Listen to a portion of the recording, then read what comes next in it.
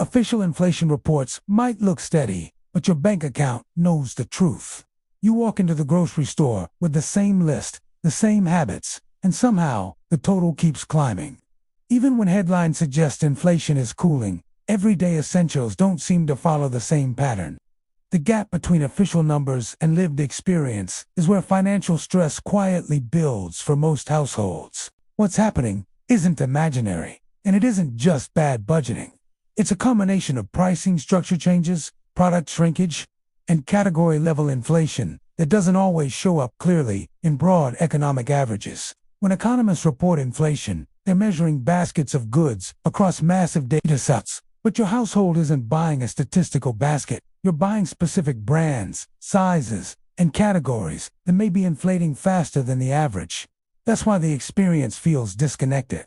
You can hear that inflation is down while simultaneously feeling like your cost of living is rising. Both can technically be true at the same time, depending on what's being measured. In this breakdown, we'll unpack why your grocery bill keeps rising despite official reports and, more importantly, the exact spending behaviors that are silently making the problem worse. Inflation reports rely on what economists call a basket of goods, which is an aggregated model of typical consumer spending. The problem is that this basket is heavily averaged and frequently adjusted, which can mask what is happening in specific high-impact categories like groceries, rent, and utilities.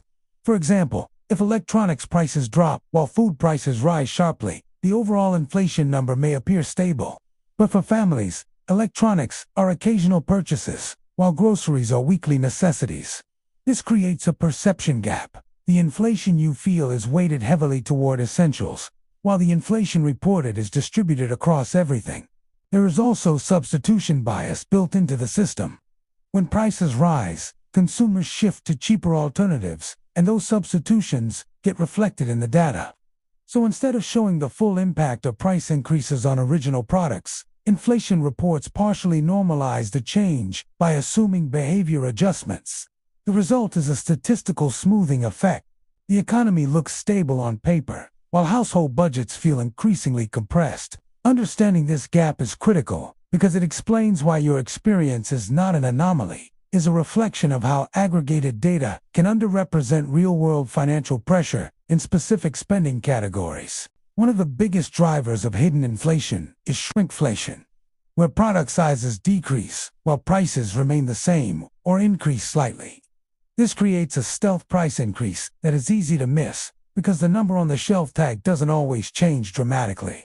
A cereal box that used to be 18 ounces may now be 14 ounces. A bag of chips might look identical but contain fewer servings.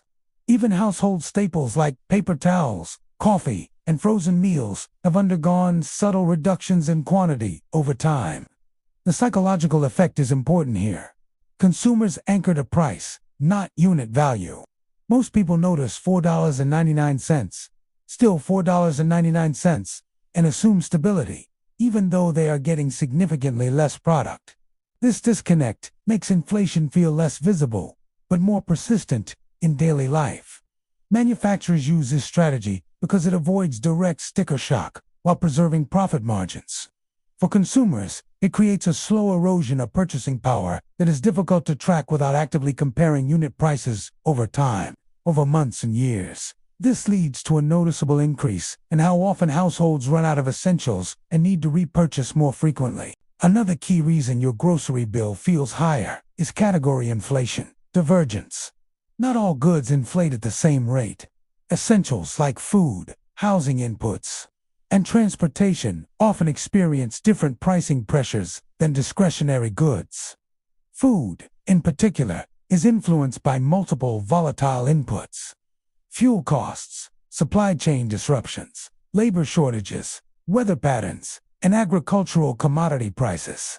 These factors do not move in sync with broader economic indicators, which means grocery inflation can remain elevated even when headline inflation appears stable.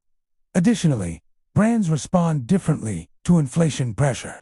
Premium and mid-tier brands often raise prices faster than discount alternatives, but many households do not fully switch categories due to habit, perceived quality differences, or lack of awareness.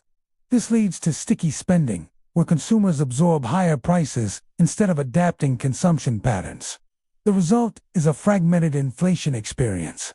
Some categories stabilize, while others continue climbing. But the categories that rise are usually the ones you cannot easily avoid. That's why your budget feels tighter, even when macroeconomic reports suggest relief. To counter hidden inflation, the solution is not just cutting expenses, it's restructuring how you interact with pricing systems. The first shift is unit price thinking. Stop evaluating groceries by package price alone and start comparing cost per ounce, per serving, or per use. This immediately exposes shrinkflation and prevents false bargains. The second shift is category substitution, not brand loyalty. Instead of always buying the same brand, identify interchangeable products within a category and rotate based on price cycles. This reduces dependency on inflated brand premiums and introduces flexibility into your grocery strategy. The third shift is purchase batching and inventory awareness. Many households overspend simply because they lose track of what they already have. By consolidating shopping trips and tracking inventory more deliberately, you reduce duplicate purchases and emotional panic buying at the store. Together, these shifts do not eliminate inflation, but they neutralize its most damaging effects. The goal is not perfection, it is control. When you understand how pricing structures work and adjust behavior accordingly, you regain leverage over a system designed to obscure gradual cost increases. If this helped, like and subscribe to the Daily Yield because we are making real financial progress, one step at a time.